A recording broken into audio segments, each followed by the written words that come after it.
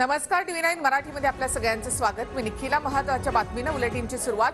स्वाभिमानी मराठा कुणबीमधून आरक्षण घेणार नाही असं केंद्रीय मंत्री नारायण राणे यांनी म्हटलंय। शिवरायांचा इतिहास असलेल्या समाजाचं खच्चीकरण होऊ नये याची काळजी घ्या असं नारायण राणेंनी सरकारला विनंती केली आहे।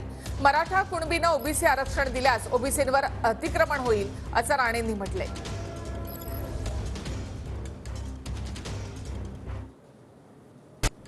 महाराष्ट्र शासनाला विनंती आहे की शिवरायांच्या राज्यात लढवयेपणाचा वारसा आणि इतिहास असलेल्या मराठा समाजाचं खच्चीकरण होऊ नये ही काळजी घ्यावी।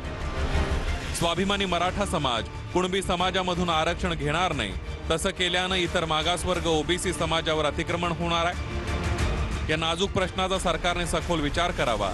महाराष्ट्रात मराठा समाजाची संख्या 32% म्हणजे 4 कोटी एवढी आहे। कोणत्याही पदापेक्षा जात, धर्म आणि देश महत्त्वाचे आहेत एवढंच मला सांगावंसं वाटतं।